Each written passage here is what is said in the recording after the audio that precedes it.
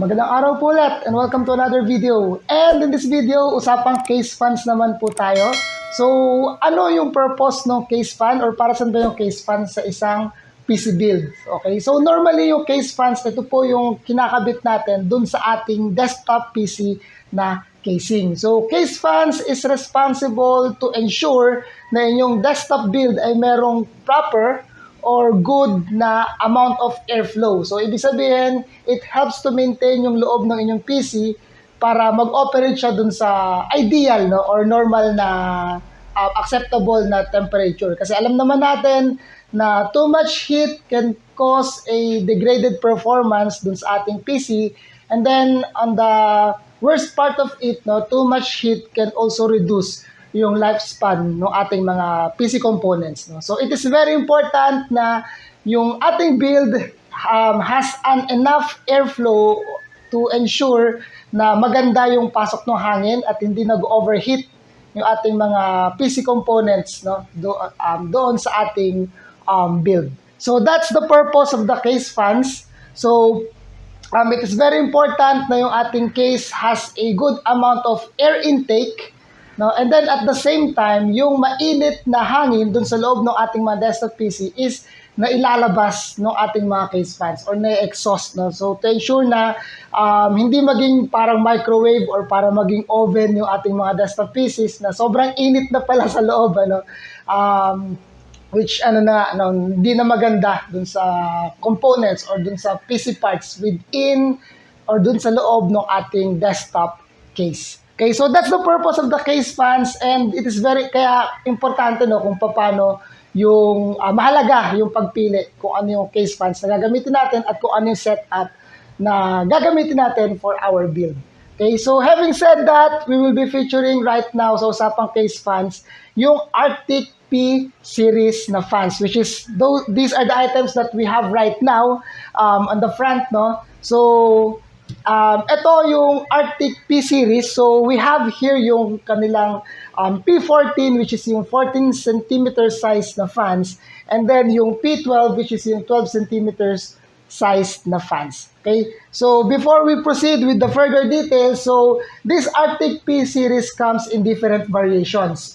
So what we have right here, yung unang variation sila which is yung white na variant, okay? So, yung white variant, dalawang klase. So, meron kang makikita ng white na kagaya nitong ating P14, white yung kanyang housing and then at the same time, white din yung kanyang fan blades. Okay, so that's one variant and then we also have another variant ng white na kung saan yung ating P12 is white yung kanyang pinaka-housing and then yung fan blades is transparent naman na white.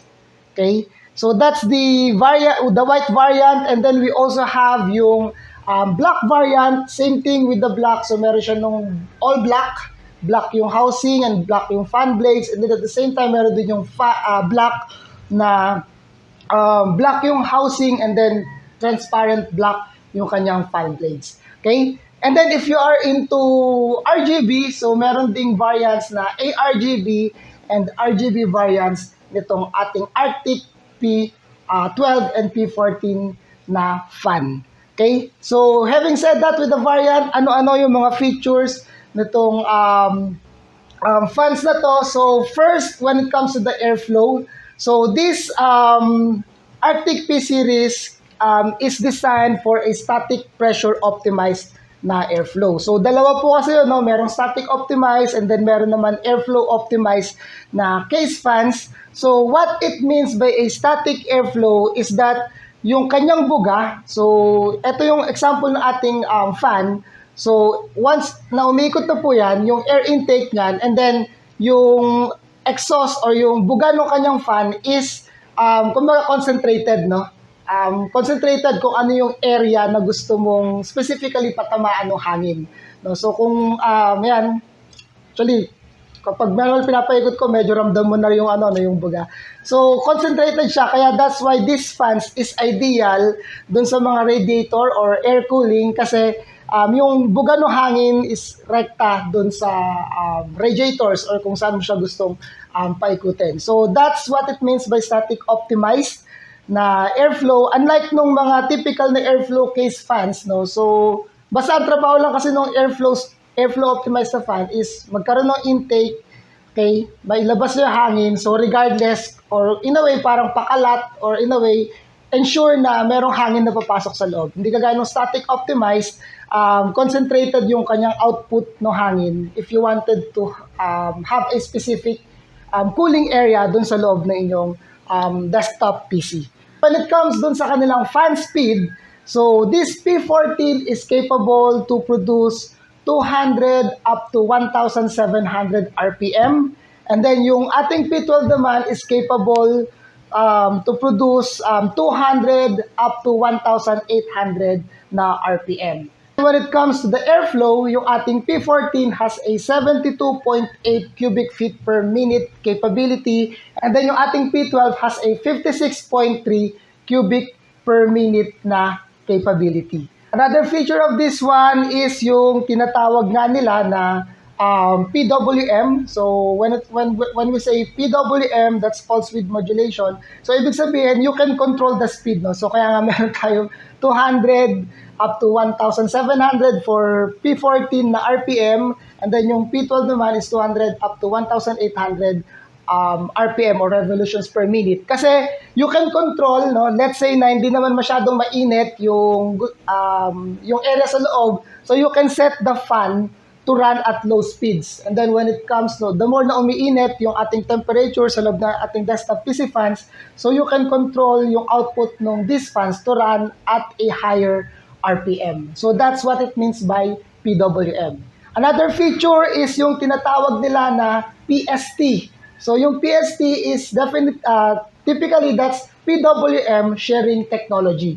So what we mean by that one is that let's try to extend yung kanilang connections, okay? So what do we mean by PST is that you can interconnect or i-daisy chain ninyo yung mga fan, ano?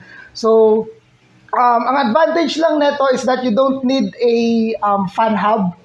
Okay, you don't need a fan hub and then to link yung inyong mga fans, okay? And then at the same time, once you connected it, yung endpoint po nila, and ito na yung ikakabit ninyo sa inyong motherboard, okay? So, ano na lang, no? This is for the sake of demonstration, but typically, you wanted to do it with the same size ng fans. Kasi, para sure tayo na pareho sila nung ikot. Kasi magkaiba nung RPM to, so, hindi natin alam kung paano i-manage nung circuits niya, yung to balance yung RPM. Pero for the sake of demonstration, this is how I do it. So I connected yung both fans, and then yung end nila na PWM, ito yung isasaksak natin dun sa ating motherboard, or if you have a fan connector or fan hub, you can also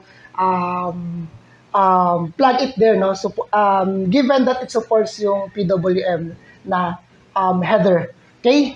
So that's one good thing about with PST. Okay? And then another feature of this Arctic P fan is yung kanilang fans or yung fan blade, no? So enhance nila yung fan blade na design, and then at the same time yung fan motor, yung build quality ng motor na ginamit nito, this is using a fluid dynamic bearing. And then what's good with that redesigned motor is that according to their website, this fan has an optimized power consumption, so meaning mas less yung power na kailangan niya, yung na needed to operate this fan. And then at the same time, yung design ng motor, yung lubrication na ginamit nila is allowing the motor to produce a less heat.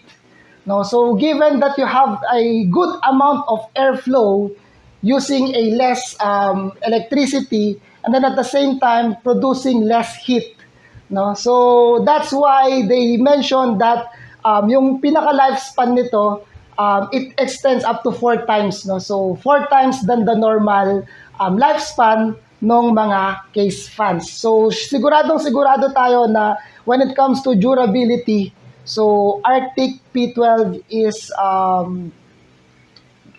ensuring, no, na durable, na maganda yung kanilang mga case fans. And also that leads them as well, no, sa kanilang packaging. If you will notice from here, yung P12 nila on their packaging, they're offering 10 years limited warranty, no? And then yung P14 is offering 6 years limited warranty according to their packaging. So with 10 years in mind, with 6 years in mind para sa isang case fans, no? Ayun nga, the more na mas matagal, so the more na in-ensure na quality yung pagkakagawa nitong mga case fans na to. So with the fan blade design, hindi lang pala yung hindi lang pala greater airflow, hindi lang pala less power consumption, hindi lang din pala less heat, no, but at the same time yung noise.